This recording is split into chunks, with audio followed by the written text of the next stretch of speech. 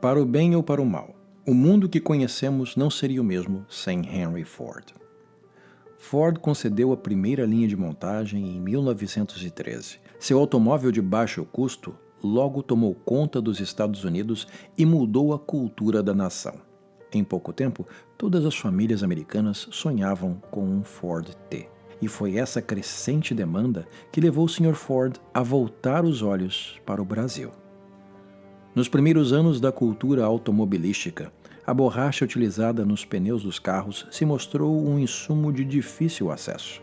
Pensando nisso, em 1920, Ford comprou algumas terras às margens do rio Tapajós. A ideia era iniciar uma plantação de seringueiras para a produção de borracha. Fordlândia, como foi chamada a cidade que abrigaria os trabalhadores desta plantação, foi uma das mais desenvolvidas do norte do Brasil.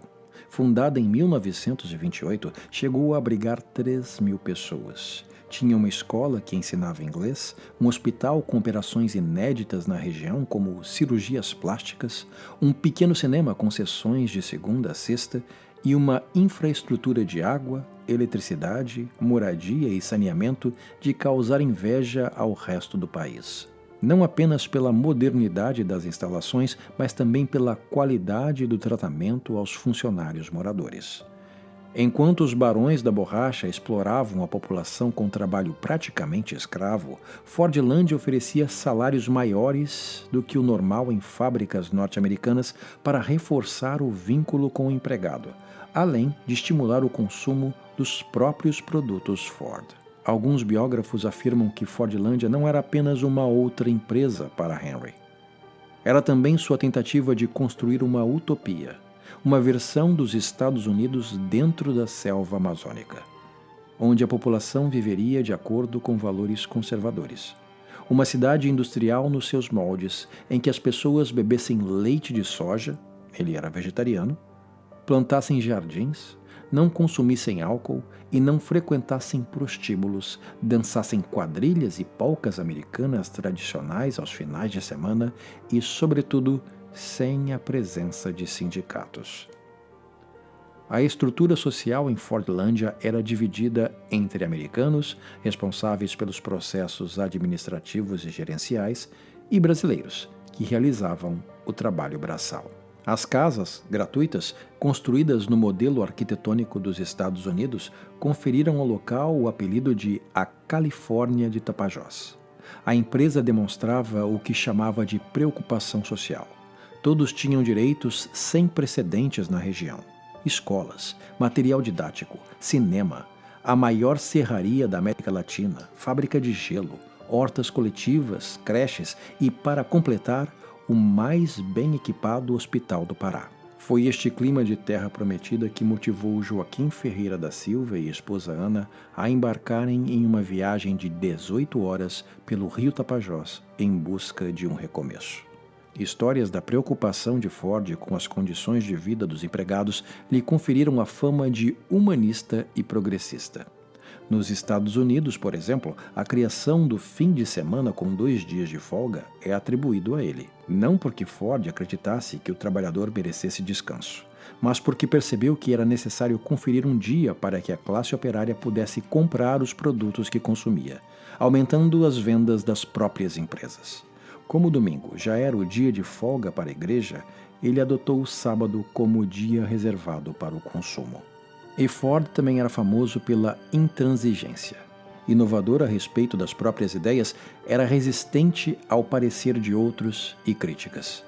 Henry Ford detestava especialistas e defendia o método empírico de erro e acerto, que ele próprio havia desenvolvido ao construir seu primeiro automóvel. Por isso, recusou-se a contratar especialistas em botânica para auxiliar no trabalho de seleção e plantio das seringueiras. Como não havia um único botânico ou agrônomo na equipe, os tecnocratas americanos simplesmente dividiram a área de plantação pelo número de seringueiras, como fariam com máquinas em uma linha de produção. O resultado da proximidade das árvores foi uma praga devastadora após a outra. O conhecimento de botânica era tão limitado que um dos diretores, ao ler uma sátira em um jornal dizendo que haviam adquirido apenas sementes de seringueiras fêmeas, mandou uma carta para a matriz perguntando se aquilo era verdade. Mas não foi apenas o desconhecimento da botânica que passou a ameaçar a utopia de Fordlândia. As barreiras culturais começaram a ameaçar o projeto do empreendedor americano.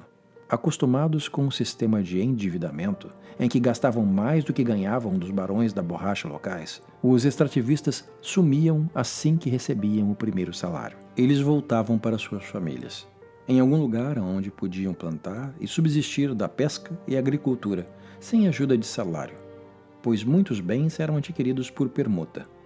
Ford não compreendia que o dinheiro na floresta não valia o mesmo que em Michigan.